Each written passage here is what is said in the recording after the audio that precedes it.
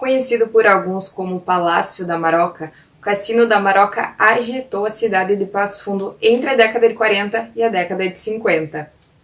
Era palco de shows internacionais, orquestras, pessoas e artistas de alto nível social. Funcionava como jogatina, tinha carteado, roletas, restaurantes, pista de dança e também funcionava como um prostíbulo.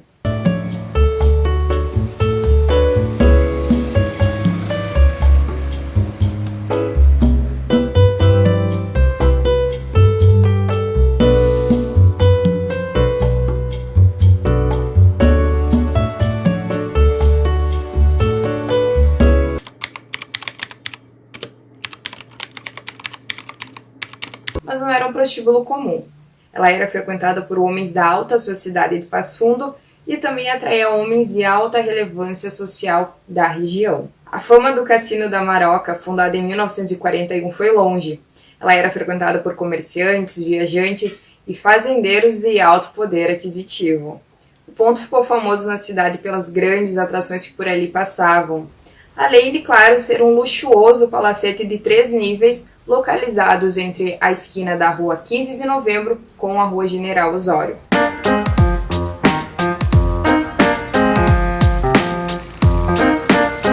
A área, que era conhecida como a Rua do Meretrício, possuía outros cassinos, outros bares e pensões que alugavam seus quartos para a prática de prostituição. A Rua do Meretrício também funcionava como um espaço de sociabilidade, onde homens da alta elite pasfundense frequentava para fazer negócios e fazer política. Isaltina Rodrigues, a Maroca, dona do luxuoso cabaré, cuidava de todos os detalhes minuciosamente.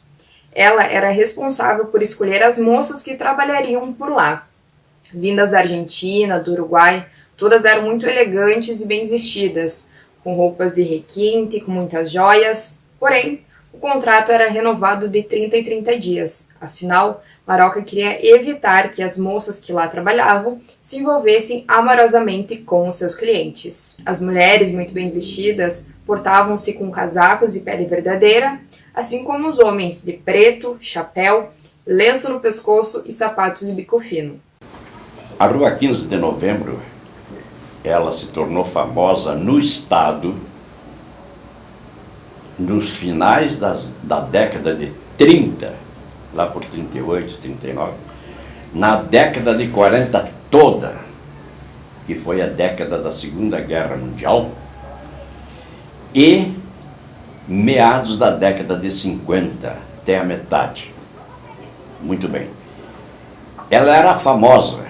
Aqui na cidade de Passo Fundo, tínhamos alguns hotéis que os viajantes, que naquele tempo era muito viajante, não tinha internet, não tinha outros meios, eles, durante o dia, eles faziam as suas visitas ao comércio da região.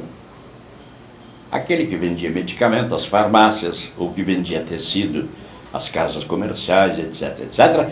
Mas temos que posar em Passo Fundo. Porque essas cidades pequenas, que iam posar para ver o que? O cantar do galo só?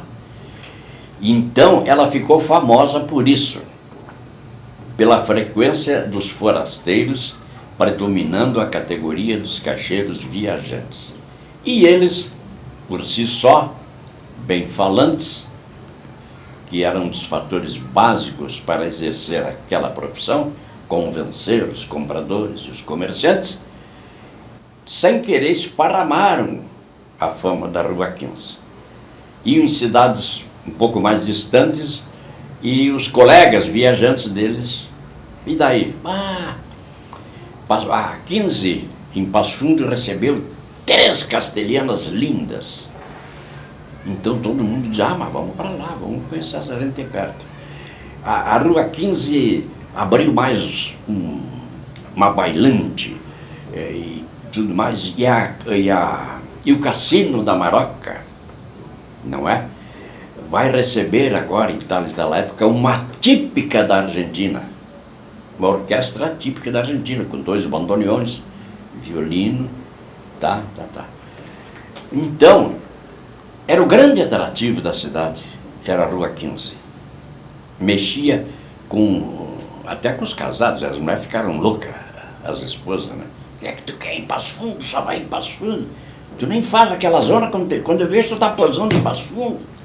Não, eu vou lá descansar, porque não sei o que, não sei o que. Eles davam uma aplicada na coitada da mulher, da esposa.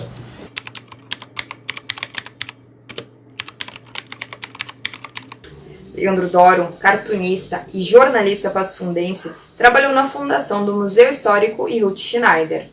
Lá, ele pôde conhecer, vivenciar e descobrir muitas histórias de bastidores sobre Passo Fundo, como o Cassino da Maroca. Eu conheci a história do Cassino da Maroca através do convívio, por meio do convívio que eu tive com a Ruth Schneider, quando ela lançou o Museu Ruth Schneider aqui em Passo Fundo, pela mão da Roseli Doleschi Preto e da professora Tânia Reze.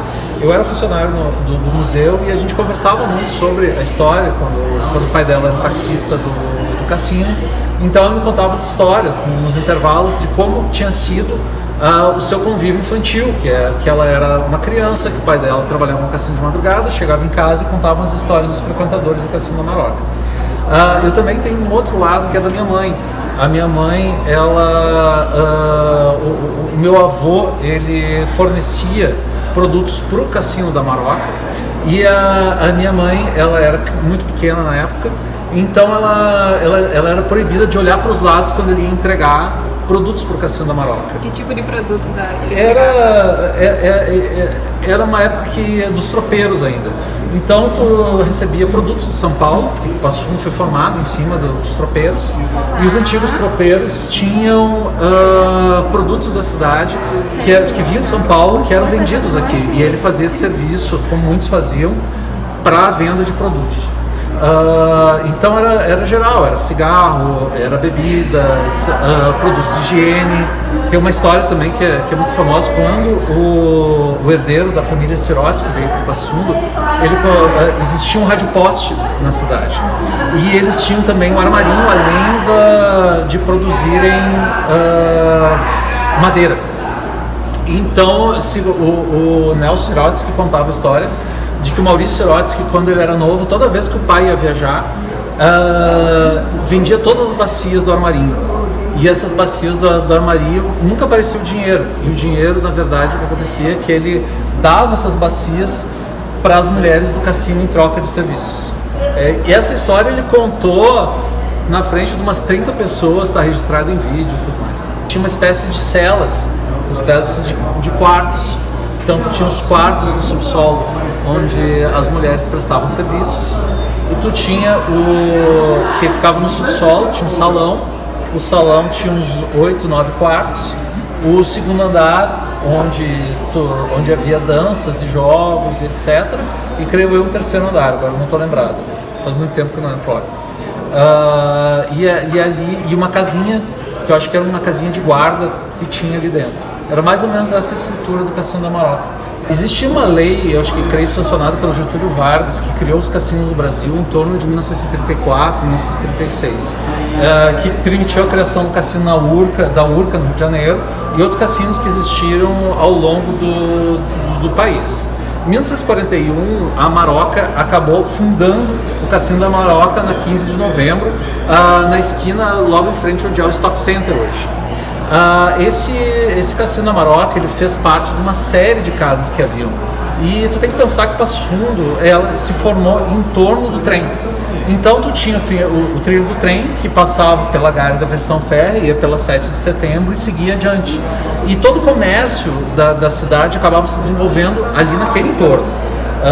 Nos anos 50, por exemplo, Teixeirinha tinha Tira-o-Ovo, onde hoje é o Shopping Belo-Titar. Tu tinha o Cassino da Maroca, e todo ao longo do 15 de novembro até a esquina da Brasil eram de cassinos, casas de jogatina, ou então cassinos, casas de jogo, carteado, ou outros prostíbulos. E não era exatamente um prostíbulo, que era realmente um cassino. Era um cassino que prestava serviço, tinha restaurante, tinha carteado, roleta. E as mulheres que frequentavam, dizia-se que elas vinham do Uruguai e da Argentina e que tinham contratos de 30 dias. E esses contratos de 30 dias, em geral, eram ou não renovados, porque a Maroca queria evitar que as mulheres do cassino criassem envolvimento amoroso com os clientes. E o que diferenciava o da Maroca dos demais prostíbulos do município? Uma vez eu entrevistei dois pianistas idosos e eles vinham para cá na década de 50, 40, 50, porque se dizia que Passo Fundo era uma cidade de terra de mulheres muito lindas. E tinha essa fama da cidade. E as pessoas vinham para cá para ver se essa fama era verdadeira.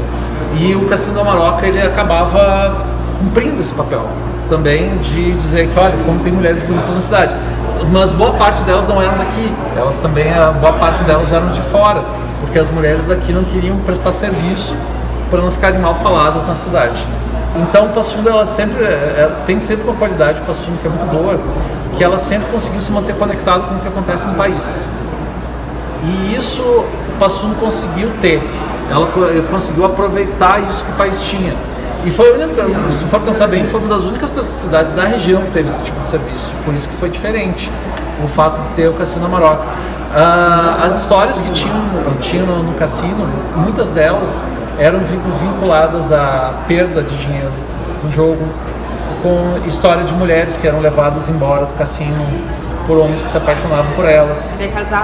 Daí casavam, tinham filhos e tal, e iam levar outra vida. Normalmente elas não ficavam muito tempo, por isso que os contratos eram de 30 dias, porque a Maroca não queria evitar que isso acontecesse com frequência, mas a maioria dos homens iam lá, se apaixonavam e acabavam levando, claro. Tu tinha o outro lado, que acontecia também. A cocaína era vista até o início do século. Se tu procurar anúncios do Jornal Nacional, do Diário da Manhã, do início do século, a cocaína, onde existem pequenas propagandas indicando cocaína como medicamento, porque a cocaína ela começou a ser proibida, não vou saber o ano, mas eu acho que em torno de 1906 por aí. E ela era usada também na época, assim como outras drogas, Pervertim, lança-perfume, etc, etc. Então tu também tinha o problema das mulheres que acabavam não aproveitando isso e acabavam entrando se perdendo, enfim.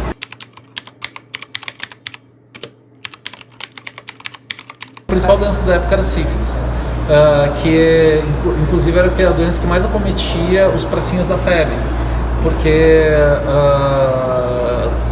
tu tá numa época em que as pessoas não têm ainda não têm educação para buscar prevenção. Então as pessoas tinham que queimar as feridas, e esse tipo de doença acontecia muito.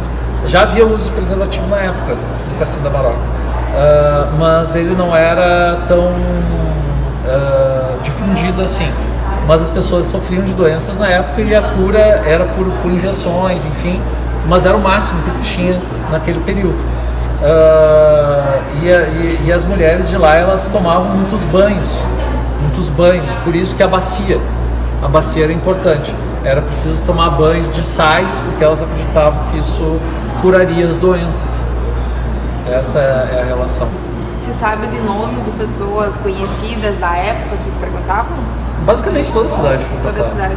Toda a cidade frequentada. Tem que ver que é um período que é pré-universitário, né? Que ainda não existe cursos superiores na cidade. Então, basicamente, quem frequentava esses lugares eram pessoas que tinham recursos, seja pelo comércio, seja pelo serviço.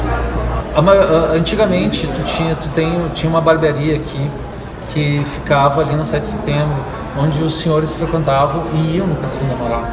E tem muitos assuntos sobre o cassino que eles não são muito contados, porque era uma espécie de tabu na cidade, né? Falar sobre o que acontecia dentro do cassino. E nessa barbearia eu buscava algumas das histórias que aconteciam dentro do Cassino da Maroca. Mas mesmo os frequentadores, eles não gostavam de contar muito, porque envolvia famílias da cidade, e famílias bem conhecidas de Passo Fundo. Então as pessoas não gostavam de botar para fora os relatos da época. E o Cassino da Maroca, assim como os outros que houveram, eles fizeram parte da história de Passo Fundo e acabaram, não existe mais isso.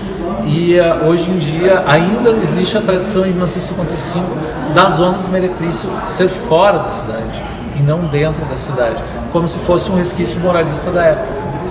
Bom, a questão da jogatina era muito importante para a cidade e foi o motivo pelo qual o Lírico Gaspar Dutra acabou criando a lei contra os cassinos, porque várias famílias faliram por causa dos cassinos.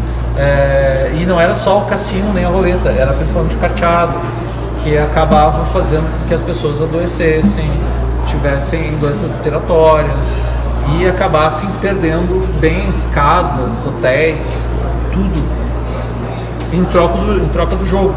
E por isso que foi proibido a jogatina aqui. E Passo Fundo era uma cidade que, se tu for catar as histórias da cidade, for buscar a história da cidade, tem muitas famílias que faliram nesse período. E a falência das famílias se deveu ao jogo.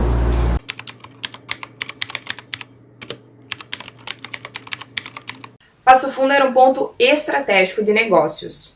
Segundo o jornalista Meirelles Duarte, já falecido, passavam por aqui caminhões carregados de pneus contrabandeados. Eles seguiam em direção para o Uruguai e para a Argentina, e depois eles iam para a Alemanha nazista, durante a Segunda Guerra Mundial. O dinheiro que sustentava o Cassino da Maroca vinha do contrabando de pneu que vinha do Uruguai e da Argentina, porque em 1939 começa a Segunda Guerra Mundial, que dura até 1945. Nesse período havia escassez de derivados de petróleo, e essa escassez de derivados de petróleo tinha que ser mantida tinha que ser suprida de alguma maneira, e o contrabando era uma delas. Antigamente, um dos primeiros contrabandos que existiu no Rio Grande do Sul foi de máquina de costura, que vinha da América Latina. Havia contrabandistas de máquinas de costura, porque o contrabando de fronteira sempre existiu. Só que na época dava muito dinheiro. E isso não foi só em Passo Fundo, Porto Alegre também havia muito dinheiro. Porto Alegre, toda a cultura do tango de Porto Alegre, que era muito forte, foi criado também com esse dinheiro do contrabando. Assim como em Passo Fundo. Em Passo Fundo, a Maroca conseguia contratar orquestras da Argentina que passavam por aqui e depois iam para os clubes mais conhecidos da cidade. Era assim que se formava essa cultura. Então, minhas jovens, a Rua 15, ela se tornou projetada porque vivíamos a era do contrabando de pneu, que dava rios de dinheiro. Por quê? Porque o contrabando de pneu agia da seguinte forma: vinham caminhões carregados de pneus e iam até a fronteira com o Uruguai e a Argentina. Lá eles vendiam a preço de dólar à vontade, porque eles, argentinos e uruguaios, mandavam para o Adolf Hitler, na Alemanha, da Segunda Guerra Mundial, para abastecer seus tanques, seus caminhões, seus automóveis, etc, etc. Porque lá na Europa não existia mais. Estava toda a Europa em guerra, se abastecendo de gasolina, combustível, pneu, e os alemães apelaram para a América Latina. Foi justamente nesse período, em 1946, após o fim da guerra, que o cassino vivia os seus melhores momentos. Mas Maroca decidiu alugar o local. Mal sabia ela que o cassino ao qual ela tanto tinha se dedicado perderia seu renome em breve. E em 1955, às vésperas da cidade completar o seu centenário, um grupo passofundense passou a apoiar uma campanha para retirar o Cassino da Maroca e as demais zonas daquele local, alegando que esses espaços eram inapropriados para estarem localizados no centro da cidade. Durante esse período, essas mulheres, elas prestavam esse serviço sexual. Esse serviço sexual, tu tem que ver que é uma época onde existem uma série de doenças que são pertinentes ao período, mas que as pessoas tentavam evitar de uma forma ou de outra, e havia um movimento na cidade contra o cassino, principalmente das mulheres de família que eram contra. Tinha uma história que rolava, que dizia que as mulheres da cidade periodicamente invadiam o Cassino da Maroca para ver se seus maridos estavam por lá, e eles fugiam. E um deles, ele fugiu enrolado no seu lençol branco, e depois ele saiu enrolado no seu lençol branco. Como a iluminação da cidade não era muito boa, acharam que era o fantasma da 15. São as histórias que contam do Cassino da Maroca. Muitos afirmam que o motivo do declínio do cassino foi a falta da gestão da Maroca, mas na verdade não foi isso. O que aconteceu é que houve uma lei emitida pelo presidente Eurico Gaspar Dutra, que foi logo depois de Getúlio Vargas, que acabou proibindo os cassinos. Então, nesse período, a Maroca vendeu o cassino, dizem que ela casou com um estancieiro, e depois desse casamento com o estancieiro, que foi alugado o cassino para outras pessoas, ele durou até 1955. E em 1955 houve uma decisão no centenário de Passo Fundo, que foi uma espécie de votação municipal contra os cassinos na cidade. Então essa votação que estabeleceu que não deveria existir prostíbulos na cidade, porque acontece o seguinte: tu tem uma década de 40 onde havia muitos prostíbulos na cidade. A 15 de novembro era a Rua dos Prostíbulos, era uma rua fácil para isso, porque tu estava perto da Gare da Aviação Férrea, então era como se fosse estar perto da rodoviária hoje em dia, que tu está num período onde as ferrovias elas eram muito mais estimuladas que qualquer outro tipo de transporte. Tu tem que ver que tu está falando de uma Passo Fundo que era acessível à estrada de chão, e ao mesmo tempo Passo Fundo é uma espécie de rota da produção. Tu tinha uma espécie de caminho dos tropeiros para Passo Fundo, que ia de São Paulo até Buenos Aires, e Passo Fundo era uma terra de passagem para o escoamento dessa produção. Então é por isso que a cidade conseguiu se desenvolver relativamente. E aí essa população da cidade, ela dependia muito desse serviço, que era o serviço dos cassinos, era o serviço das modistas, era o serviço do comércio. Tu tinha um comércio forte em Passo Fundo. Passo Fundo sempre foi uma cidade comercial e referência para a região, porque Passo Fundo é uma cidade que, na verdade, já foi sede de 56 municípios. Né? 56 municípios eram abrigados sobre a égide de nome Passo Fundo e foram se emancipando, mas Passo Fundo continuou sendo o centro comercial. Então o período da Cassino Maroca ele foi importante porque ele também movimentou esse comércio. As pessoas vinham para cá, ganhavam dinheiro com o trabalho de pneu, mas daí gastavam no comércio com roupa, com serviço, com bebida, com festas, com rádios, que na época eram muito populares. Já tinha o nascimento da Rádio Passo Fundo aqui. Então tinha toda essa pujança que era representada pela cereja do bolo, que seria o Cassino da Maroca, que a sociedade de Passo Fundo tentava rejeitar porque botava essa força nos clubes. Os clubes eram realmente onde a nata da sociedade sempre se reunia. A campanha teve grande comoção popular e, de fato, a Rua do Meretrício deixou de existir. Aos poucos, as casas noturnas que ali se encontravam foram saindo dali e dando espaço para residências, onde famílias passaram a morar. E foi a partir daí que o Cassino da Maroca deixou de ser o Cassino da Maroca. Décadas depois, durante a ditadura militar em 1964, o prédio passou a funcionar como o Departamento de Ordem Política Social, o DOPS, e o prédio, que tornou o Cassino da Maroca famoso, foi comprado por 2 sócios em 2010. Passou por reformas e atualmente está desocupado. Uma coisa que chamou a atenção que tu falou é que Passo Fundo continua conservadora, mesmo tendo crescido a população, mesmo ter mudado os anos, a gente ainda tem esse moralismo da época. Sim, é como se a Catedral Nossa Senhora Aparecida fosse mais forte que qualquer outra instituição. É interessante isso, mas eu acho que Passo Fundo ainda é uma cidade muito moralista.